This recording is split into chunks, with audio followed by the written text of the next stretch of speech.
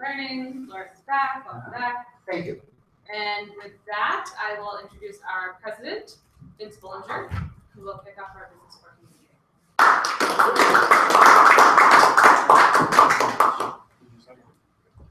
Good morning, everybody. Morning. If you would please join me in not only rise, but if you care to do so, please join me in saluting our flag and reciting the Pledge of Allegiance. I pledge allegiance to the flag of the United States of America and to the republic for which it stands, one nation, under God, indivisible, with liberty and justice for all. Today's timer, can't remember who that is off the top of my head, but it appears that person is probably not here. Do we have someone who could fill in for us for that timer for the time being? Mike, thank you very much, sir. I'll hand these to you for now.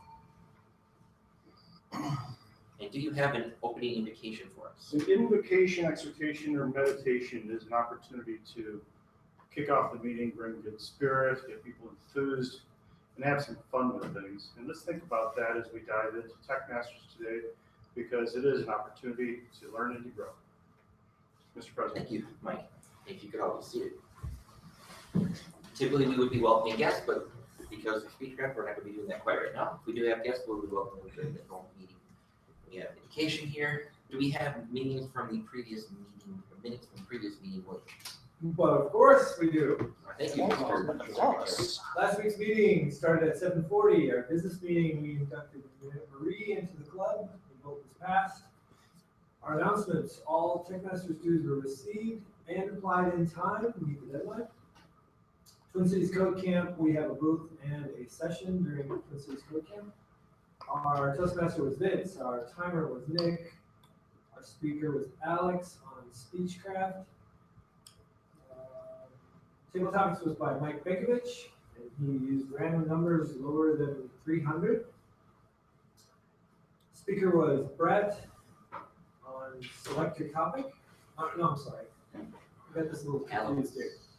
Evaluation was Brett. Oh, okay. And Wise Old All, we just had one award last week, which was me, Wise Old All. All right, thank you very much. Do we, old business, we'll issue that part. Any new business that anybody would like to bring up? How about any? Yes. I believe this is the appropriate time for it, but we do have a award that needs to be presented for accomplishing. So in our club, we do a lot of different things. We do speeches.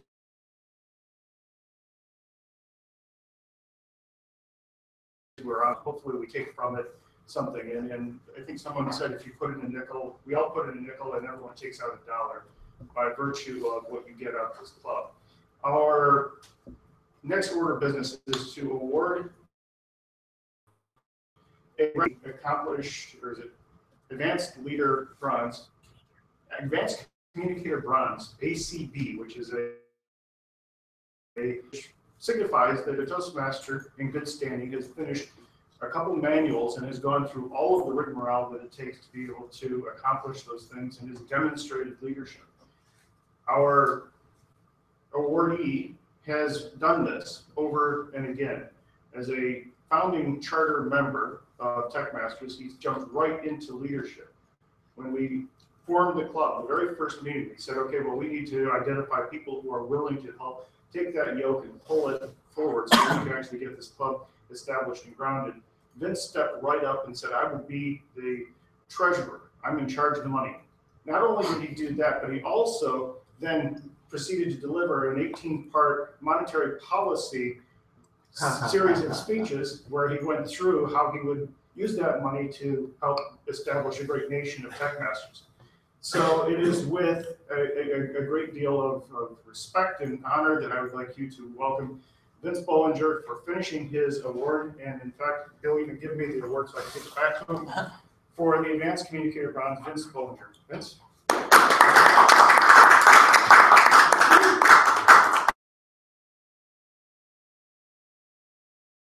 And here you go. Advanced Communicator Bronze, right? Phenomenal. ACB. Yes. Well, and I'd like a couple corrections there. I believe my exact verbiage is, what does treasure entail? And then they said I think Mike specifically said, we don't know, you figure it out. And that was me asking to be, that was apparently how I became treasurer. Eventually I'll figure this out. It shouldn't be that difficult. It feels silly. All right, there we go, awesome, great.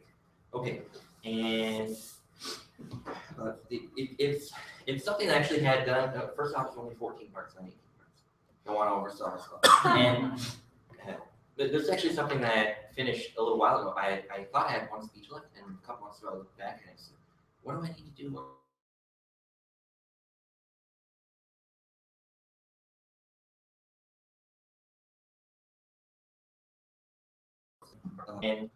Company leader, and even the advanced leader runs. Hopefully I'll be able to knock those out within a relatively short period of time. Other announcements? All right, great. Okay, so a couple, of course, like Will had mentioned, next Saturday, not this upcoming Saturday, but next Saturday, we will be presenting at Twin Cities Code Camp. We have, let's see, so myself, Mike, Chris, Clea, and Brett going to be here, right? Right, so that's 5. 5 is going to be like kind of a bare minimum. If it'd be nice if other people showed up, but it looks like we have a quorum enough to be able to give the presentation. So luckily that'll be great. And I'll also be speaking there, and Mike will be speaking. Are we speaking at the same time? I think we are. I guess I won't be attending your presentation. But then again, I already saw it, so no big deal. There, like I said, the mini webcon due by the 30th. Do you have any updates, Tony, on the MACC conference? We're actively looking for registrations. People attend. Still, okay, right. Speakers have been selected and notified. It looks like we have a pretty good slate of speakers. When is that again? Thursday, November 12th, I think it is. Well, keep us posted. So if that's it for announcements, then we will be taking a short break, and we'll wait until 8 o'clock to see if any of the other participants still on in.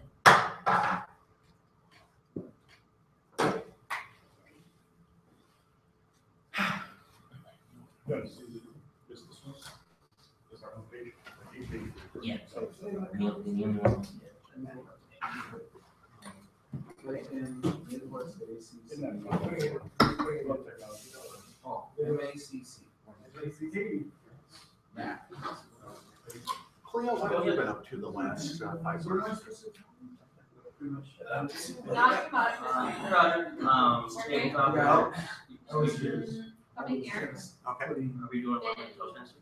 Taking all of these. Given the Yeah, task just of, tabletop answers. idea of conflict. Oh, okay. I've not really done that. That's because it's been so much. Downtown, I don't know if you were here when I was. You moved down.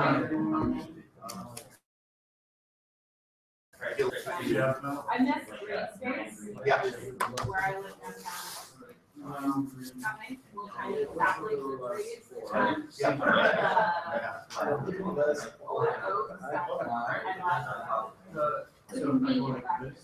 Oh, definitely, yeah. So you don't drive, a lot of days you don't drive.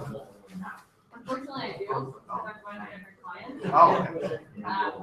If I was just going to my office, I just walk there. Oh, That's- yeah. It's like a couple generations old. No, You are the service. That's probably. Not the I hiking service the close. lake this weekend. Alright. It's like perfect heat on the trees. Oh, fantastic. Good for you. So when you go to the roof, you go to your participate, or? So my sister-in-law lives there. Right. She went out to Lucin and then parked her car, traveled up, and then did temperance. No, you can like you order. And one of the hikes. Well, so the Yeah, one with the 1 terabyte There's is a little like is detour to $3600. chalet. With all the wind we got yesterday, looking all the leaves all falling down. I was like, that was something. Without this storm, without the rain pounding down. Yeah, you can open like 26. for the 512 and then Yeah, the. my wife is gonna go out and paint the trim on the garage, but she's gonna go out sand and just sandblast it. So that's nice. I've gotten 56 on the last 2 computers now. So 512 is where I get to be. Frankly, you don't want too much So, you figure out work and things like that? No, not yet. I am entering I want to work in the west or northwest suburbs. I want to drive west. Figure it's, I believe it's west. Better to drive west in the morning and to drive west at night. That sounds like one of your choices. Sounds like, when I was last 3 years, you drive west every morning. Yeah. I go to work, so I'm all right, I'm trying to figure out the next contract. I was going to, I don't know, all of me.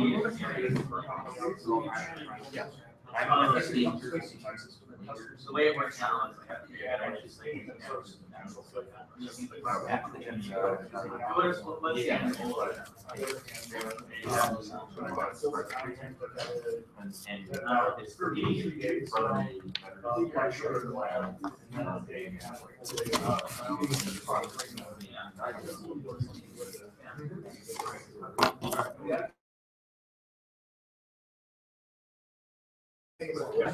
essentially it's cool, but I just think that's so.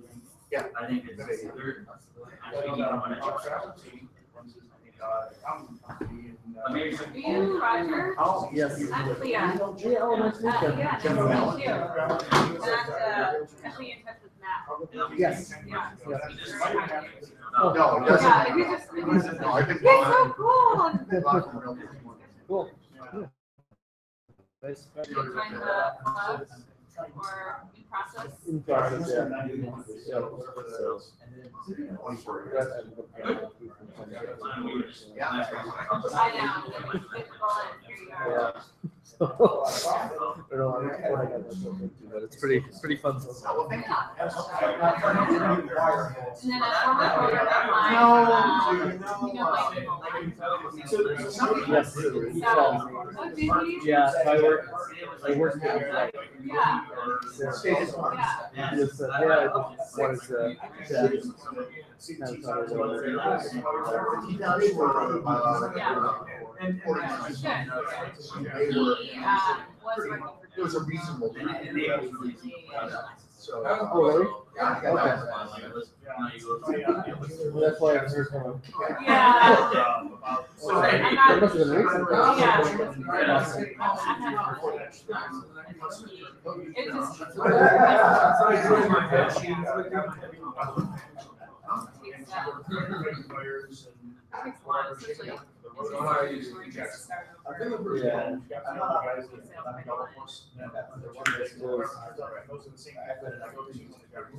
So you fired up? No. Captain Hanson over here?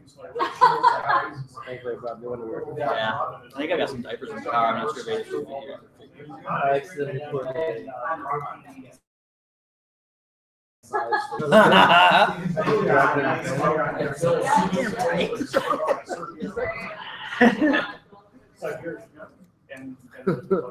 Wait, a surgery tomorrow.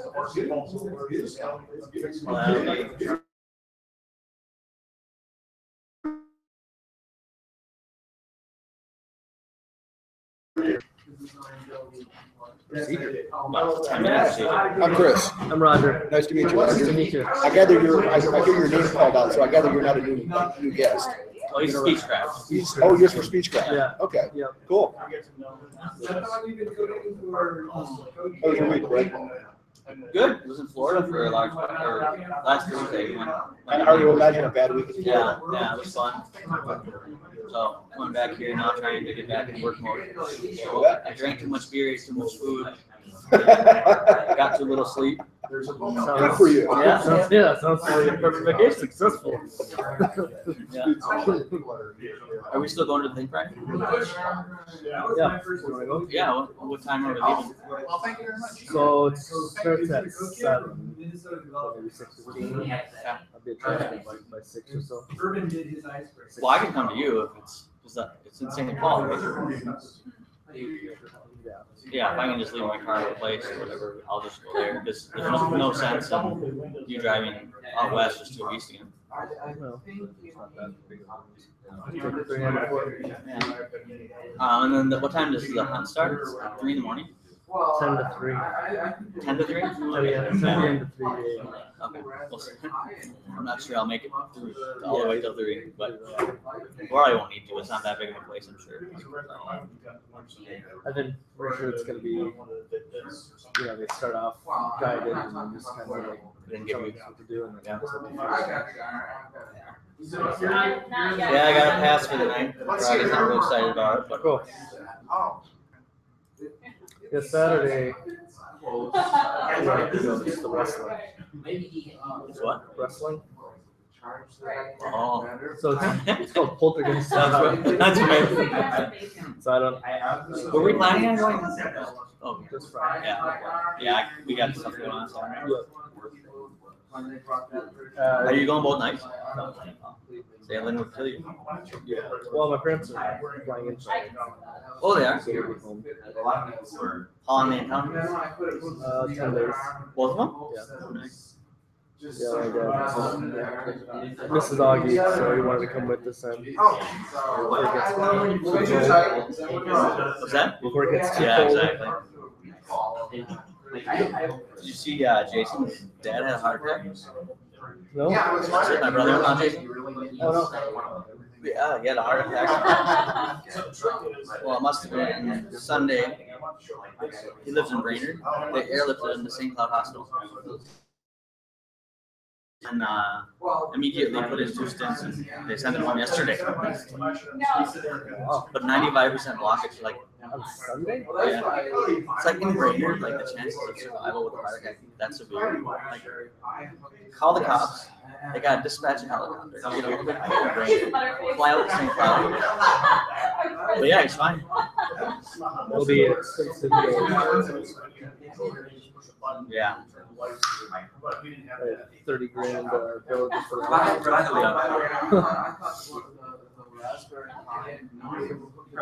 Who's Toastmasters? Vince, who's Toastmaster? Oh, We have our built-in Saying Mr. on my speech, so in case it was a madam. Madame. I always mess up the name. Damn. Everyone, it's 8 o'clock, which means it's showtime.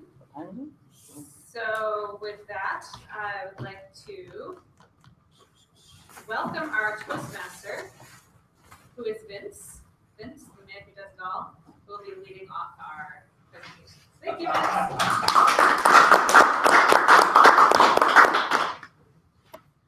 A couple things I meant to mention at the before in the business meeting was the awkwardness of this area and the awkwardness of the handing off at the lectern. And I felt personally that the smartest idea would be for the person who was owning the lectern to stand over here and wait for to receive the person to shake their hand, and then they will walk through. But because what I noticed sometimes is people will, not that Cleve just did this, but I've noticed some people are doing this, and then you come over and you walk all the way over here, then you shake their hand, and then they're sitting there waiting for you to move over. Like, you know, Go around the other side. yeah. Or they walk, I've seen that too, where they're like the Oscars or something. So my thought process was, you're welcoming somebody, you walk over here as they walk up, and you shake their hand and go through. Either that or move tables. Okay, great. Okay, so welcome everybody to session 2 of Speechcraft. We have 2 people here, two returning members, so maybe a few people got confused. Who knows? Let's see if they'll trick them. And no new guest today. The timer today, we have our timer for real now, and that is Jesse. Now remember, one thing to remember is that with the new people, we want to make sure that we explain the importance of the role a little bit more, because we want to make sure that not only are we, yes, we're here to practice our public speaking. Yes, we're here to give a presentation, to talk about whatever it is that we're going to talk about at work. We're going to give a presentation and use the group, or we're trying to teach somebody something or whatever it is. But there are many different ways of improving your public speaking, communication, and leadership skills. And timing is actually very important. We needed to start at 8 o'clock. We had our film sergeant at arms do that very admirably. Very important to think that we all have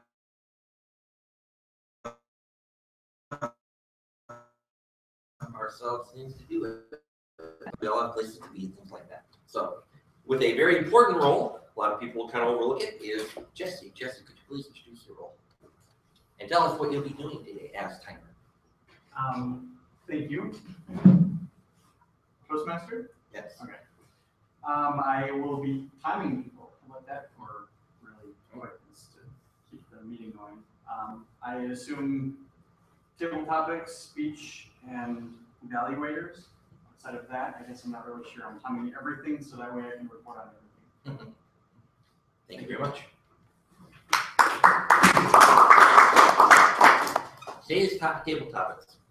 If you haven't met our table topics master today, Loris, it's because you probably are new to the club or haven't been, or have just been coming here recently for the last few weeks or months.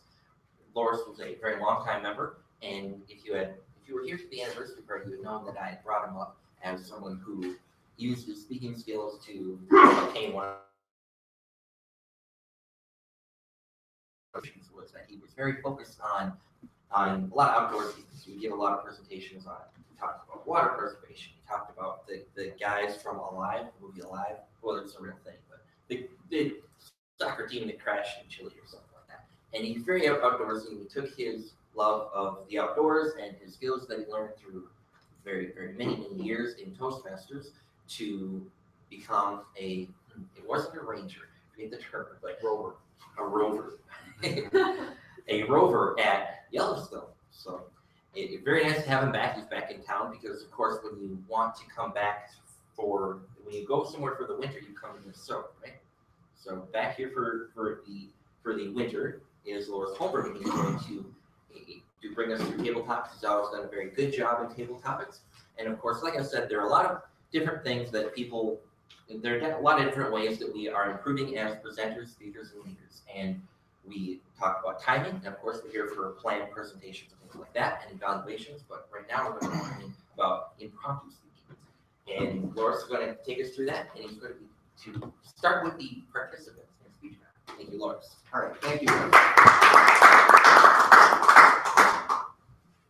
It's great to be back, and Vince told me to come up with tech topics, so that's what I did today. I came up with tech topics. And who would be the people in Speechcraft, Vince? Please raise your hand if you're enrolled in Speechcraft. Okay. So start with those four, please. All right, Chris, we'll start with you. Right now, Chris, I am using Windows 7. Should I go to Windows 10? Yes, you should go to Windows 10.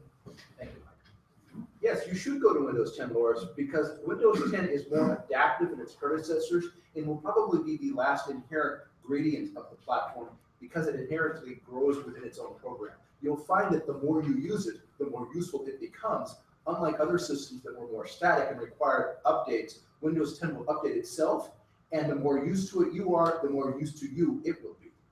And that's why you should use it. Thank you. Thank you.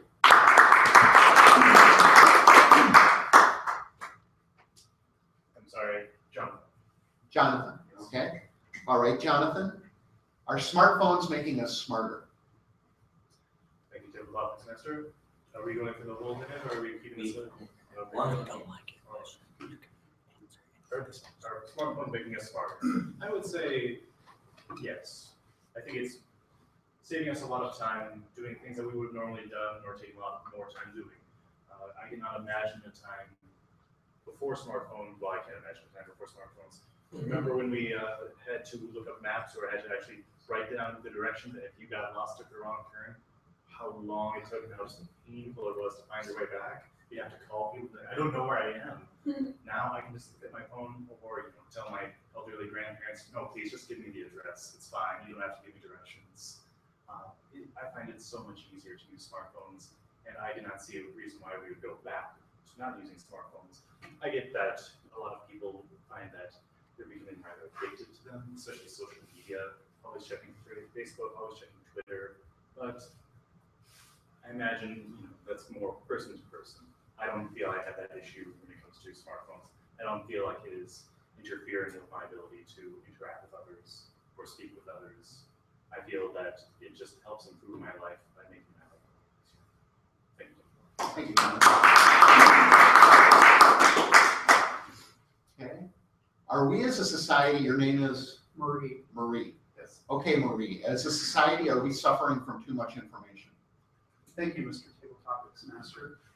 In some ways we are. There is a lot of information. It's tough to filter out what's relevant to us and what we need. We're barraged by information, and we need to look at ways to condense the things that our source is better. In many cases, there's incorrect information that's being spread broadly, and people repeat it. So yes, there's a lot of information. We live in an information explosion today. So it's really important that we look at ways of reducing that information, condensing it, making it easier to assimilate, making it easier to act on. And so it's a two-part strategy. We've got to look at using ascertain ways of which we can perhaps use off time to look at some to look at ways of staying abreast of current information. Our field, our technical field, is changing rapidly, and it's critical that we follow this information to stay up to date in our fields. There's advancements every single day, and if we're not keeping abreast of those, we'll be left behind. Thank you. Thank you. Okay, who else is eligible? All right, your name is? Roger. Roger. All right, Roger. The term supercomputer has been around for a long time. It still is around. I'm confused. What is a supercomputer? Thank you, Mr. Table Topics Master. That is a fine question. However, I'm going to answer another question that I often get asked every morning by my wife. And the question is, how did you sleep last night? Short answer is that I didn't sleep too well. One morning a few years back saying, I had to push you a lot last night. I had to kick you because you stopped breathing. Ooh. So eventually I went to the sleep apnea doctor and found out that I do have sleep apnea. And my mind would wake up, my brain would wake up more than 71 times an hour. So I wasn't getting really good sleep. And I also found out that sleeping helps with a lot of other things in your life, with your heart, with your energy, your soul, with a lot of good things. So to conclude, if you were to ask me how I slept last night, I would say very poorly, and that I would need to be wearing my sleep apnea machine more often.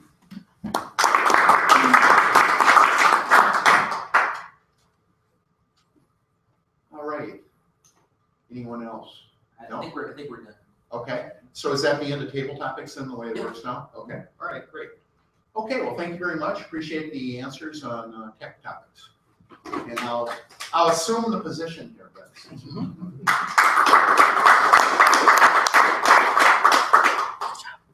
Thank you, Lawrence.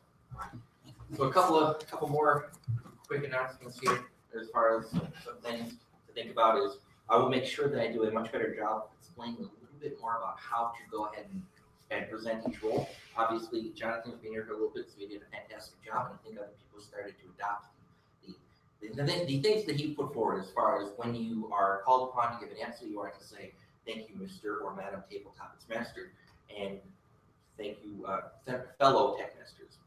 And if we have guests, which aren't yourself, then you would say, and fellow guests, or welcome guests. Anyway, then, let's see, one thing to think about is I clearly have time for the presentations from the individual members, but I forgot to put a slide in there for those particular things. So we're going to move along to the creating an introduction portion of the meeting. Now, there are a lot of the things that we're doing here with Speechcraft is that we are not only going to give people a lot of time to practice, we're giving people time to practice impromptu speaking, we're giving people time to practice their evaluations, and we're giving people time to practice their very prepared speeches. But we are also giving a lot of introductory speeches and presentations and a lot of informational and educational series. And one thing that we've done here is we are giving an educational presentation entitled Creating an Introduction. Today it's going to be given by Brett Estabrook. Brett is our current VP of Membership, and 2 years ago he was actually our president. He'll be giving a presentation from the Better Speaker Series. The Better Speaker Series is a set of presentations offering instruction on basic speaking skills. Designed to be delivered by members to their clubs, presentations in this series provide new speaking techniques and facts that can help all club members develop their communication skills. Conducting any 2 presentations from the Better Speaker Series and or the Successful Club Series is one component for qualification for the Advanced Communicator Silver recognition. Of course, if you remember this morning, I got the Advanced Communicator Bronze. For the Advanced Communicator Silver, when Brett gets around to accomplishing those next set of manuals that he's working on, he will actually have one of his requirements for giving one of these presentations that has been designed by Toastmasters to help bring new people on and give it Speechcraft and things like that. They'll have that sitting there waiting for him. And a lot of the other people who are giving presentations during Speechcraft are doing the same kind of thing. They have very tried and true presentations to give. And today I'd like you to help me in introducing Brett Estabrook.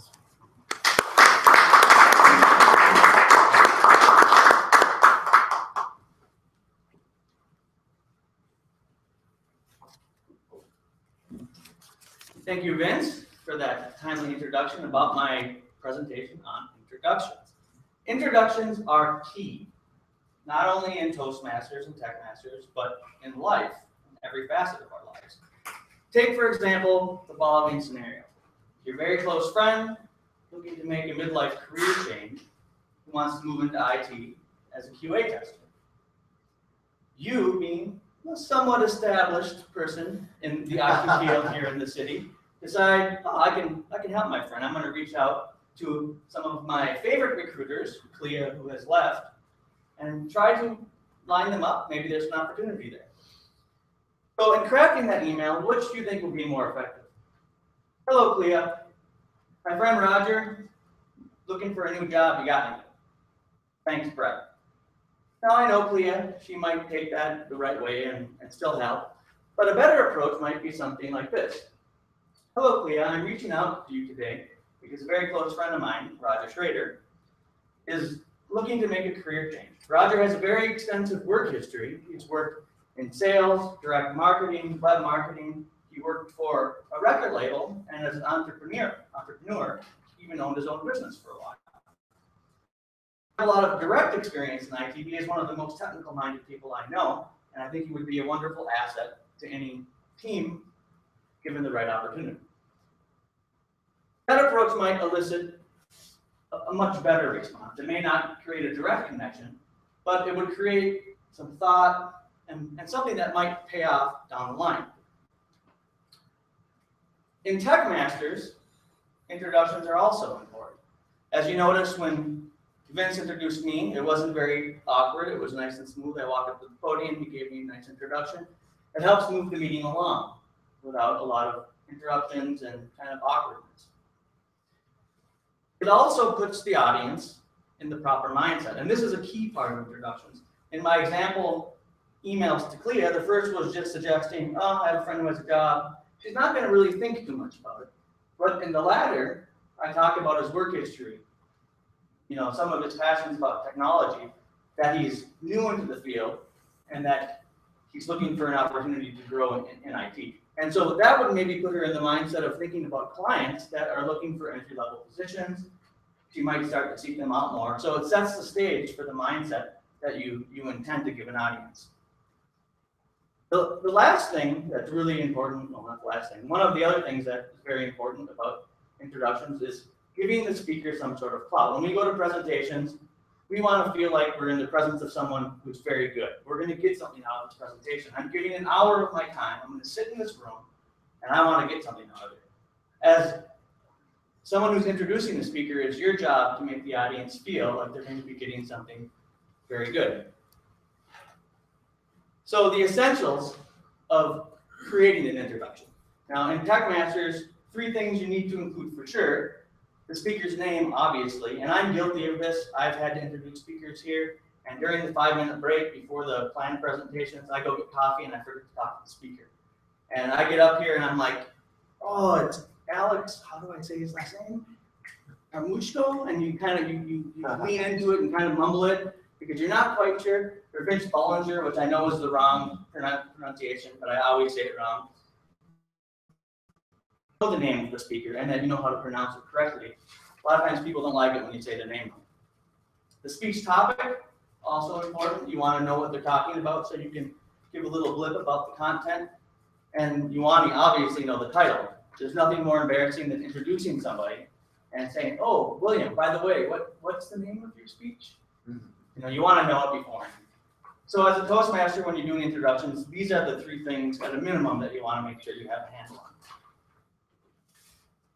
Drafting the introduction. This is a really critical aspect to any type of public speaking because it varies based on the audience. Right? If you're at a funeral, introducing someone who's going to give a little talk about someone is going to be quite a bit different than if you're at a tech user group, you know, introducing someone who's going to be talking about AngularJS. You have to know the audience, and you have to consider that when you're drafting the content for your introduction. The length in Toastmasters here, introductions are between 15 and 30 seconds. Usually Vince was a little bit longer today, but that would also vary based on where you are. If you're doing emceeing in a big event where there's some really big speakers and a lot of things going on, sometimes those introductions might need to be a bit longer. Toastmasters between 15 and 30 seconds, but again, you just have to keep in mind the context in which you're speaking. Delivery. This is key. If you're, again, at a funeral, you don't want to try to say something funny, right? How you deliver the introduction is also very dependent on where you are. You want to give the speaker a little bit of authority. You want to make sure the crowd is entertained if they're there to be entertained, or, you know, reserved and insightful and thoughtful, if that's the intent of the introduction. This is a big one. So if you are at a user group and you are, let's say you're a really well-known person and you're doing the introductions. Jeff Dearest, he does the .NET user group here, right? Most people know Jeff. You don't want to upstage the speaker. If Scott Hanselman was introduced,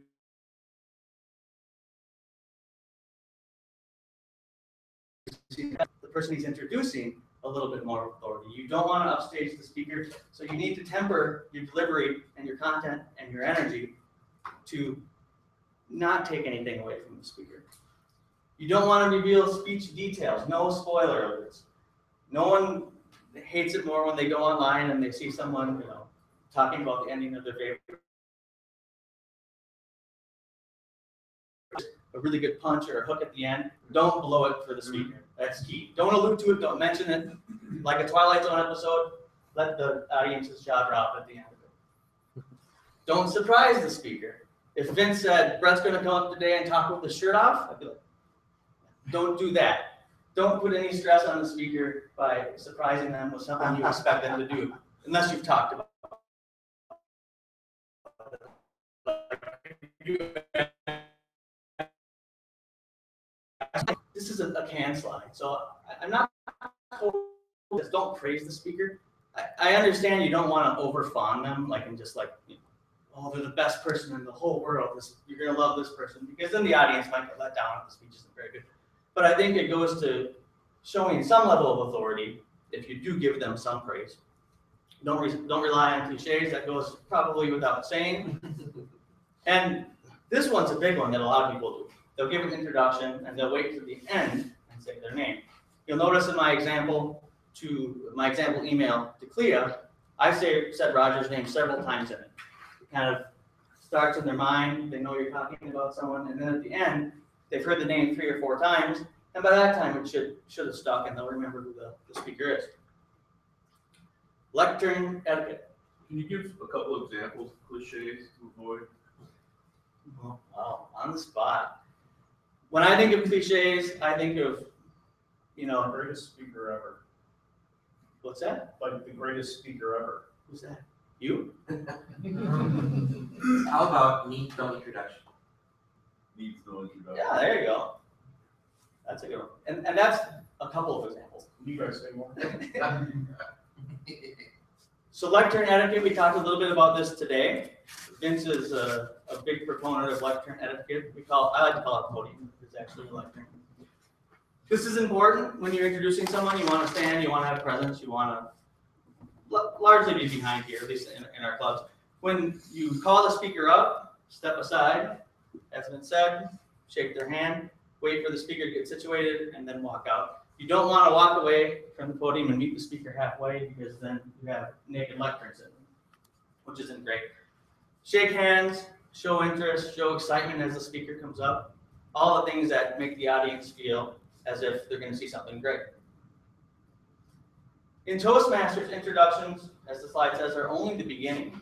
It's your job to present a smooth transition into someone's speech, to make the audience feel like they're going to see someone good, that it's going to be a great speech, giving them a little bit of a teaser of the content. But after the speech, it's also your job to tie that speech into the next step of the meeting.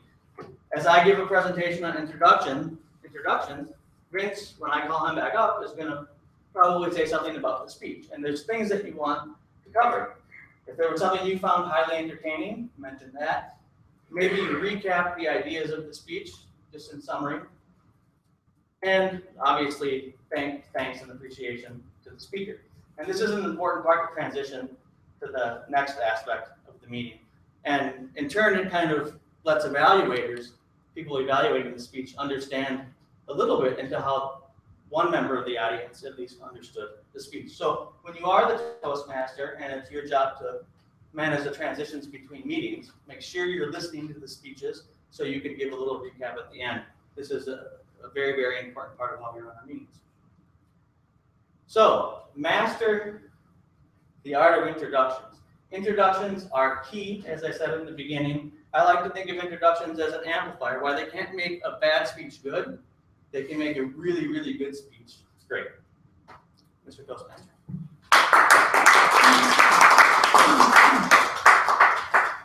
Thank you, Brett.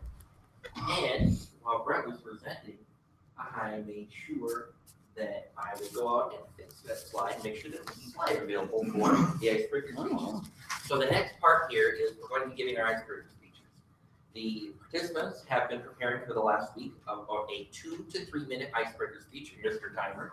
2 minutes for green, 2 minutes and 30 seconds for yellow, and 3 minutes will be red. So if you're looking back at Jesse over here, he will be putting a card very high, so it's very easy for the participants to see exactly how much time they have left. And what? Would you repeat those times? Right. 2 minutes for green, 2 minutes and 30 seconds for yellow, and 3 minutes for red.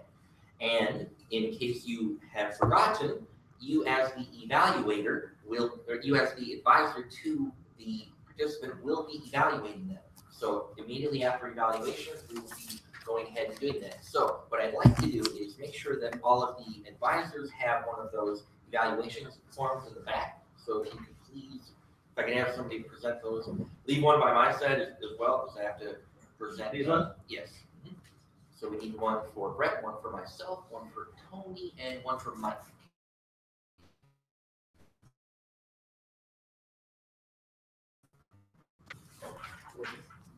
But before we do that, I will not forget to have the evaluation for Brett. Today's evaluator of Brett is actually Mike. Are you doing that first? So, Mike, do you have an evaluation for Mike first? Because we need to show all of the advisors and all the participants exactly how to do it. So, to lead us through the evaluation of Brett's presentation is Mike Bankage. Thank you, Vince. And as the evaluator for Brett, I have the opportunity to provide some feedback. When you are giving a speech, if the speech comes from a manual, the manual includes a list of questions that you can go out and fill out that give you some framework for how you can presumably answer the goals of that speech. Different speeches have different intents and specific objectives that sometimes the speaker will do, and sometimes they'll go completely somewhere else, and you're saying, okay, you didn't finish this speech, I want you to do this speech, and I want you to meet these goals. So Brett, to give you a quick evaluation on this, I will fill out and give you specifics on that form, and then you can have it for your records. But I did use my notes on OneNote to kind of go through and say some things that I really liked and disliked about your speech. And actually, I didn't have a lot that I disliked, although you do have a tendency to stand with your hands in front. And I felt kind of like, okay, well, what do I do with my hands? Do I put them in front, do I put them on the sides? It's for a established speaker to go out and figure that out. But really, that is nitpicking. That is not something that I would say I hated. I really actually enjoyed your speech. The goal was, and when I do an evaluation, I usually like to go intent, content, and delivery, and look at it from those three things, because the intent of this speech was to meet the specific goals of that manual. Introduce the introduction, the importance of it, the mechanics of it. It goes through as an advanced manual talking about how did you work with the visuals. You did a great job. You weren't looking at the slides. You knew what was coming on the slides. You'd obviously put in the preparation in the content portion of your speech. Intent, meet the manual goals, content, preparation. And you really hit that very well. I could tell that you had stories that you were going to tell at different points. You transitioned between them very well. One of the things, in getting into the delivery of the speech, this is where you can tell that you've been in Toastmasters for a bit, is that you did a couple of things that I really, really liked. One was vocal variety. When you came up to a point that you wanted to make, you paused, and then you dove right in. You said, the key to this, the drafting the introduction, you said, now I'm going to, and this is the key nugget. And you went through the list of the cliches and the things you don't do, but your vocal variety really did a great job of conveying those points that are really important. And I really liked the way you did that. I liked that you had the transition between different things. I liked a lot of other parts of it, but you really hit the goals of this speech. And I thank you for presenting it to us, Mr. Toastmaster. Thank you. Thank you, Mike. All right, now, icebreaker speeches for the next 15 minutes. If you're wondering about the order, we are going to be going based on seniority. And from a seniority perspective, we have the very, very, very long tenured Jonathan Oman, who's been with the club for like two and a half months already. And he was just about ready to start getting an icebreaker speech, and I said, hey, why don't you just go ahead and do Speechcraft and give us 3 speeches? And I said, well, it's a great idea. Jonathan's been here, he's been regular for the last 2.5 months. He's been down. He was like, boy, what's going on here? But now he comes in, he's been here very early from time to time. He's getting a lot better at it. He's probably starting to click in and saying, this is a lot better. I think I like this waking up thing. And he's been a very active member. He is doing a very good job. I think he's going to be a very valued asset to the club. And I'd like to introduce you to Jonathan Oman, giving his icebreaker.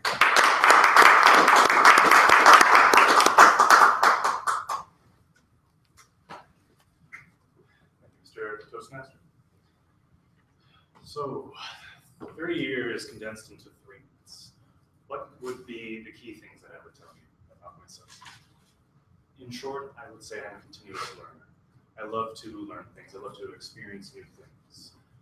And a few of the things that I really enjoy, including one of the things that I'm currently learning right now, would be things like food, social dance, and now speech.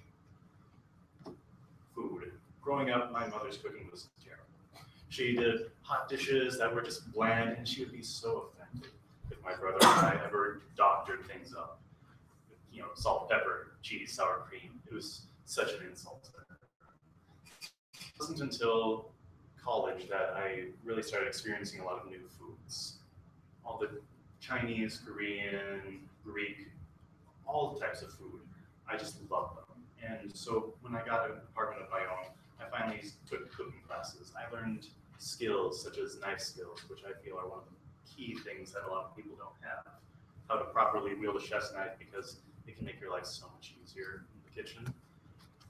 One of the things, though, that I really enjoy about learning is sharing. And I didn't touch on that earlier, but when it comes to being a continuous learner, there's so many rewards from that, and part of that is through sharing. One of my close friends, Matt, loves to cook, but he doesn't know how to use knives very well. And so one day I saw him trying to chop an onion. He's crying. He's having a terrible time. So I pause and I show him how it's done. It's a lot easier, fewer cuts, less of crying. It's great. It's from that kind of sharing that I really enjoy cooking. Now, I met Matt through his now fiance, Mario. I met her through dance class. back in college. I joined the U of M's Ballroom Dance Club. And through there, I got to learn a lot of new dance moves, but I also got to meet a lot of new people. And these days, I'm now taking another dance class with my girlfriend and helping her learn as well. It's very satisfying, it's very fulfilling. How this kind of ties in with maybe why I joined Speechcraft or TechMasters is that I am also trying to learn new skills. I am an IT consultant. I like to learn technology. I have always admired those who are able to go up in front and speak about a topic. It is really my hope that I can use my skills learned in TechMasters to share that knowledge and to meet people and to help learn with others in teaching as well. Learning how to teach is kind of that last step, I feel, in my life of being a continuous learner. Thank you all. Thanks. Thank you, John. Great job. Now, in case you didn't go over the Mr. and Mr. Advisors, you will actually be giving introductions as I give the introduction. I will not be introducing anybody else. So I will be introducing people, the advisors, in, like I said, in levels of seniority. So make sure I'm trying to buy a little bit of time for you guys to start thinking about what you might be saying if you hadn't thought of it already. And the next most senior person in our club, who is a Speechcraft member, is Chris. And Chris's advisor is Tony. So Tony, could you please give up and give a very short introduction to Chris?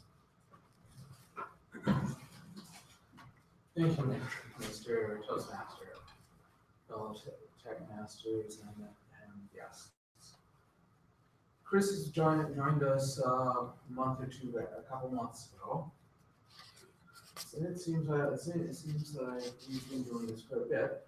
But Chris has come here and is very wanting to learn because he's trying to go through that career transition. I'm sure he'll tell us a little bit more about that.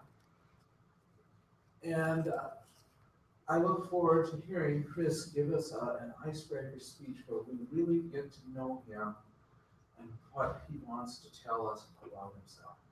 Chris?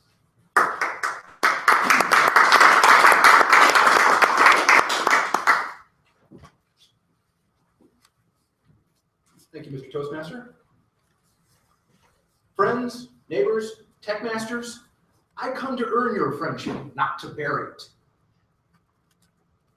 Let me start by breaking the ice of this rigid formality with some things we have in common. For friendship comes from common bonds. Like branches from the same tree, they share the same sap, the same life soil, the same sun. Likewise, friendship shares the same interests, the same hopes, the same dreams. And as the topic master shared, my name is, I was born in Seattle and raised in a little neighborhood called Ballard, which for a long time claimed the distinction of having the second largest Norwegian community outside of the homeland of Norway. And I don't think it'll come to anybody's surprise that the actual largest community is right here in Minnesota. So from one small community to one greater community, all sharing a common heritage. I've always enjoyed that little nuance myself. And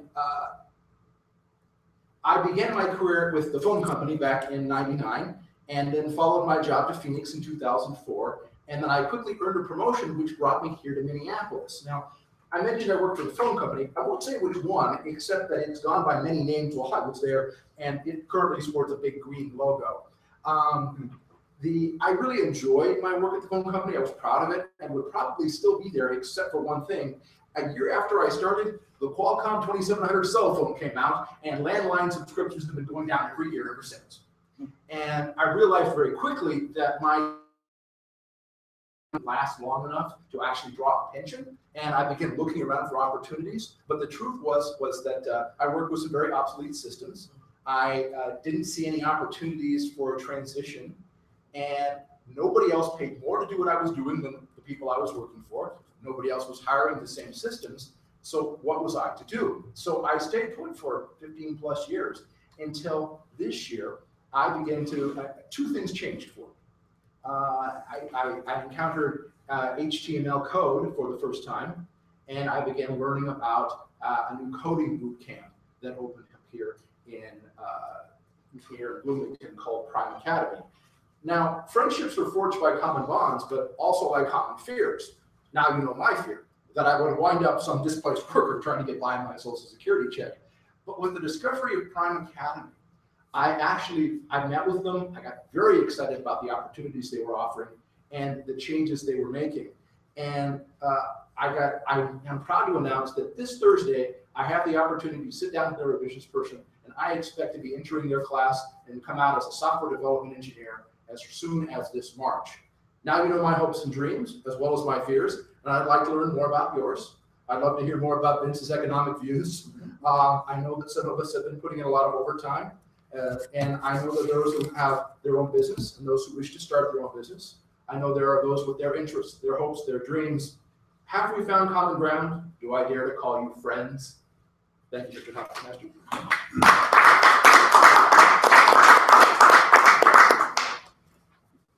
Thank you, Chris. Let's see, the next person with the next most seniority, I believe, is Marie. So we're going to have Mike give us an introduction to Marie.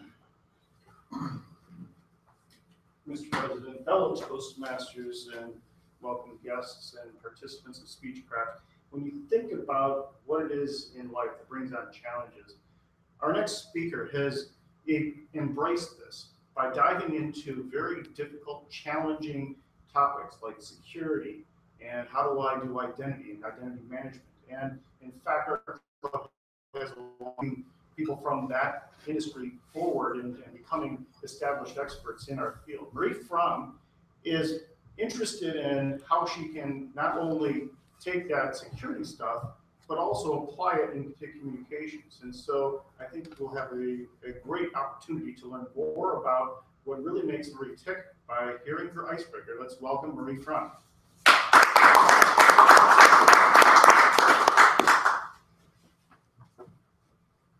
Thank you, Mr. Toastmaster, fellow guests. Hi, I'm Marie Fromm. I'm passionate about computer and network security, and I've been doing security work for over 20 years.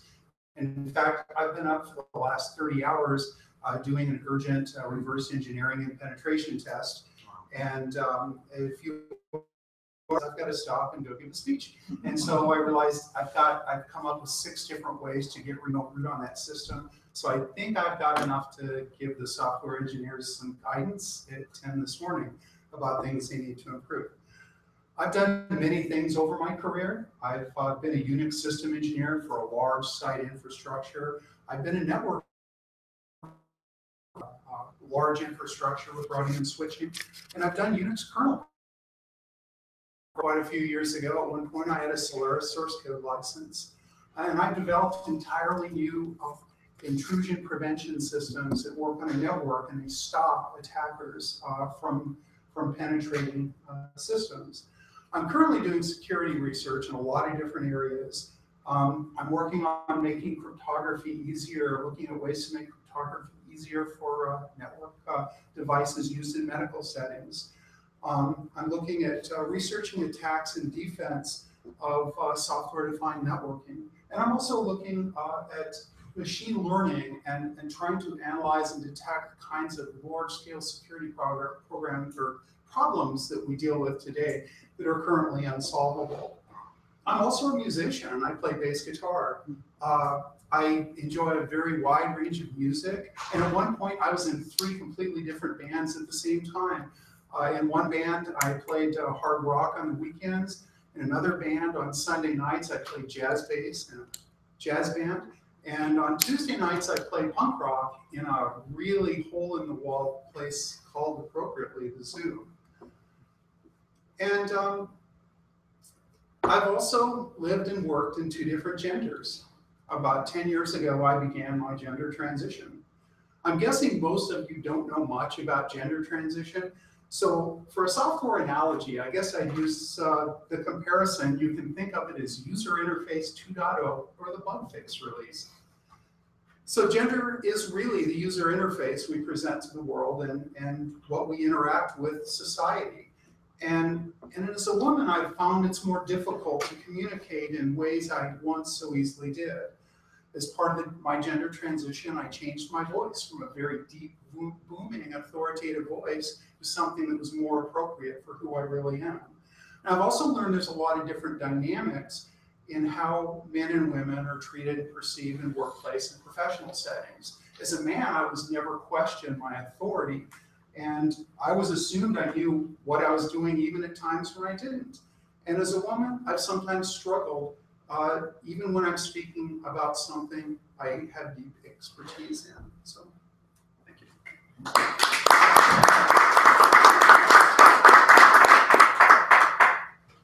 All right, and our fourth and final participant will be Roger, and Roger will be introduced by Brenda Spruce.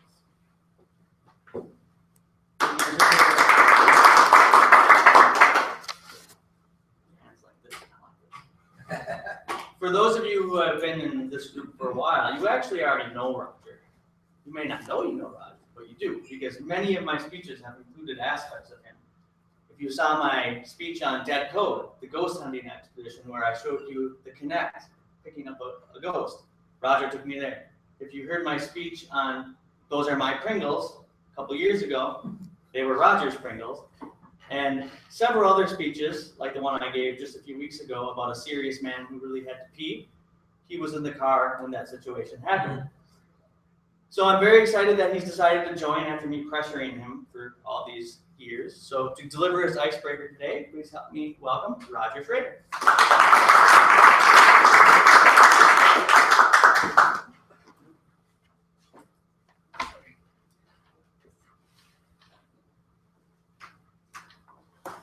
Thank you, Mr. Toastmaster and Brett, and good morning, fellow TechMasters, and welcome guests. This morning I have a confession to make. My real name is Roger Manahan Schrader. I know some of you may be thinking, he doesn't look like a Schrader, or where in the world does Manahan come from? I know this because I've been told this and asked these questions many times throughout my life. Well, today I'm going to be giving you a brief introduction about my life and how I became known as Roger Manahan Schrader. Let's start with the obvious. My life would not be here without both my parents.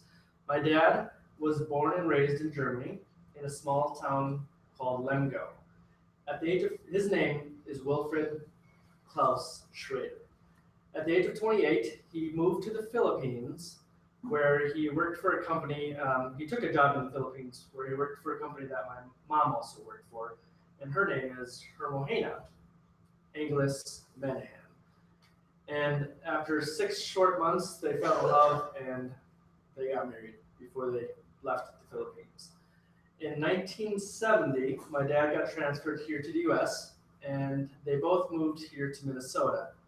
And then in 1972, they had my older brother, Ralph Manahan Schrader. One of my brother's favorite TV shows growing up was Mr. Rogers' Neighborhood. So in 1978, when my parents asked my brother if he had any suggestions for baby names with the letter that started with R, the choice was obvious. Having multicultural parents has helped shape me into the person that I am today. Without their diverse and loving upbringing, I would not have had the answers to ask all the questions that I've been asked my whole life. I would not have the answers to ask the questions my friends would ask me all the time about why my dad is white and why am I brown. And more importantly, I will not have the skills and the answers to raise my 1-year-old son, who is now living in a diverse family, and answer his questions when he asked me, how did he get his name? But that's another story. So to conclude, I typically, and actually always, mark the other box when I'm asked what my nationality is. And when they ask me where my last name comes from, I probably say I am part German. And I also follow that up with, I'm also part Filipino, but I was born right here and raised right in Minnesota. Mr. Toastmaster?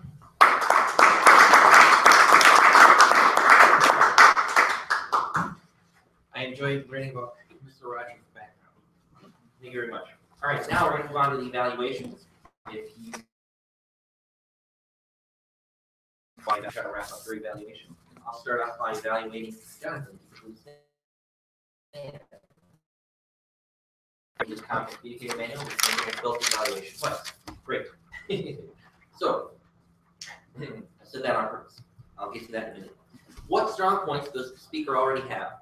I noticed that you pause in lieu of using filler words. You already have that down. That's a technique that people learn over time. I did it just then. I said that people learn over time. And what you're doing is, instead of saying, so whatever you know, you just take a second and think, what should I actually say? Because if you just stop and think for a bit, that's a lot better. It might sound bad to you, like, oh boy, there's some dead noise for a second there. That sounds a lot better than going, okay, rambling on, filling all the time in is not a good thing. He already has that down very, very well. Did the audience get to know the speaker? Yes. He specifically mentioned technology, learn and grow, specifically speaking, tech, and food. That was very interesting. Although, if your mom watches this, she might not be too happy about what she's about. But anyway, how well was the speech prepared? I thought it was prepared very well. It was very straightforward. He had very good information, very diverse information. It wasn't just one piece of information that you went on. You tried to include a large breadth of information, which was very difficult given the short amount of time there. How clearly and audibly did the speaker talk? One thing one time asked me, what's the difference between pronunciation and enunciation? Pronunciation is just saying the syllables correctly instead of syllables. Enunciation is saying each individual syllable very clearly and distinctly. I think I have a much worse regard. You can very easily understand what he's saying. So you enunciate very well. I would say that your vocal variety and your volume could improve a little bit. You're a little bit monotonous in how you're presenting, and your voice does not go up or down. You don't get louder or quieter or anything like that. Be fair, sir. So did the speech have a definite opening, body, and conclusion? Yes, it was very well organized, which speaks to the presentation I'll be giving you shortly. And if I had to give one or two things to suggest for improvement, I would say don't start with self. That was the first thing he said, which is why I said that when I was evaluating. You should build an attention yet. It's a little hard for 2 to 3 minutes, but that's what I would suggest. And like I said, improve your volume and vocal variety. Thank you, John. Right, and the next evaluator for Chris will be Tony. Chris, you did an excellent job of first speech. You stood up, projected a lot of confidence and energy, great variety in the way that you spoke. You didn't stand there frozen or anything, because that's often what a lot of us will do. We'll just sort of be a little bit frozen, but you seem to be relaxed and enjoying yourself. You had a decent, you had a nice introduction. You had the body, what you gave and stuff, and then you did the thing that we often like to hear, is you went back, you revisited your own introduction and said, did I achieve my goals? And so that was a great way to conclude. Overall, you had some great material. The one thing I would say is that we all could do to improve is to avoid those cliches and gimmicks. You did start out with that little gimmick, and broken out of that. And so we might want to think about how you could do that just slightly differently, that still achieve the same effect. Thank you for an excellent day. Mike, can you please give your evaluation of Marie? Thank you, Mr. President, fellow Toastmasters, and especially Marie.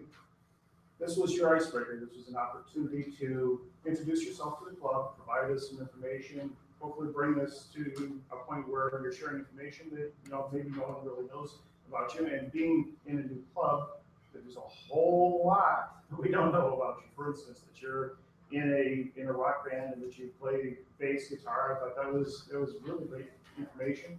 The transgender, I think that's another part that was a good thing to bring up. The goal of the speech is to go through your first speech. It's the icebreaker, which is really the intent of the speech is to introduce yourself. And you did a good job of providing the content around that. You started out with all of the different things. You talked about being a security professional. You led us through the different areas of who you are, and you got to the close, and I was expecting a little bit more on the conclusion. Transition into the end felt somewhat a little bit abrupt, and I think that if I was to say what could you work on in the next speech, one approach might be to look at your speech and say the opening asks the question, and then your body supports whatever it is you want to say, and then your closing should restate the question and then provide the answer. Might be one way to do it. There are other ways, of course, but I thought that if you approach it that way, you might find it to be a little bit easier. Plus, it would give you that punch at the end, so that everyone knows, hey, I'm coming up. Here's the conclusion. Here's the last thing I need to say. And thank you.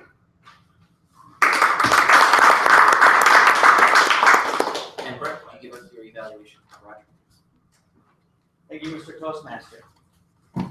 Roger, as Mike just stated, the icebreaker is a chance for you to tell us who you are. And I remember when I was assigned my icebreaker, everyone said, oh, it's the easiest speech you'll ever give, because it's all about something you know.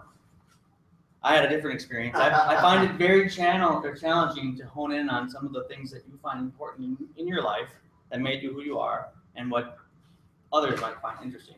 And I think you did a really good job at kind of getting to who you are. So talking a little bit about your introduction, body, and conclusion, you started with a great introduction. I have a confession. My name is Roger Mannheim Schrader.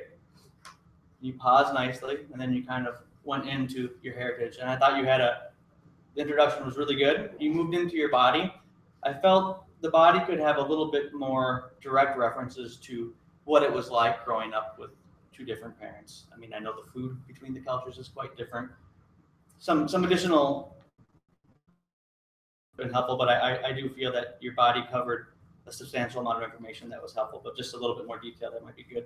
And again, the conclusion then, at that point when you kind of stated, I proudly checked the other box, but I was born right here in Minnesota, I thought was a great way to end it, kind of illustrating the fact that your parents come from two totally disparate cultures who moved around the world, and you're proud of that, but you're also proud of being raised here in Minnesota.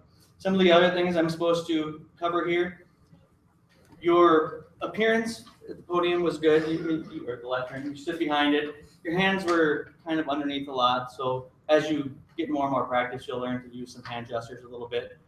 I feel like that could have been improved. And you have a similar speaking style at the moment as I have now, which I struggle with, is I start to get pretty monotone.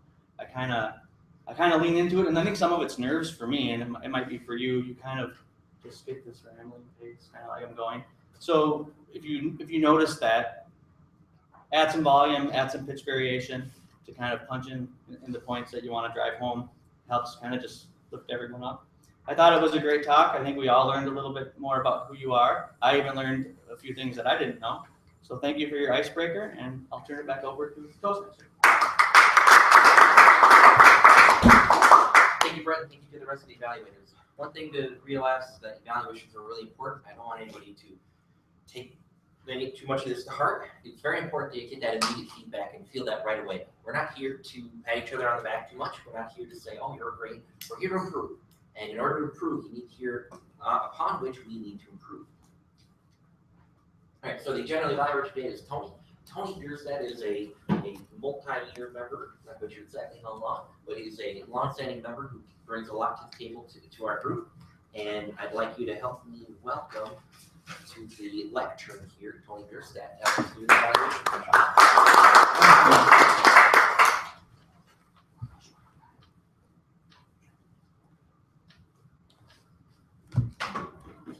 The general evaluator is a person who we bring up to normally run the evaluation period. So we'll have, under a normal meeting, we would have a time where everybody will do the speeches, and the general evaluator comes forward, takes the meeting from that point, will be introducing the evaluators, and we will also normally hold a vote on who's did the better, the best, who was the better or best evaluator, and then go in to give the various different reports. And at this point, I'm going to ask our timer, Jesse, to give us a quick timers report. And since we are running rather late, Jesse? Yes, sir. Timers report. We started at 8 o'clock. First, it was around 1 minute and 5 seconds-ish.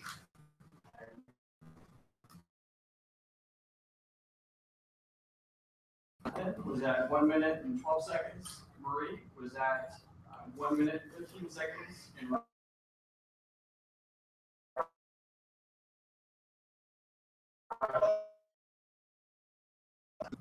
giving a presentation, and he was at 10 minutes and 34 seconds.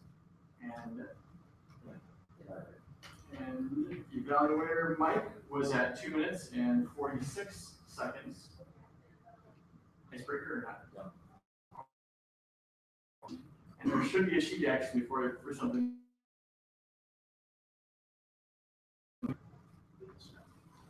Here you go. Yeah, we don't. Yeah. All right. Thank you very much. At this point, we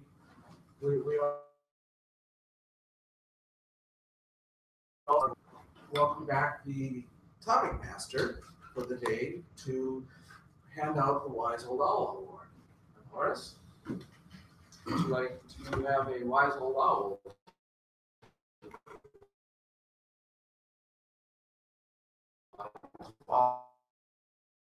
Who is Jonathan, correct? We'll go to Jonathan.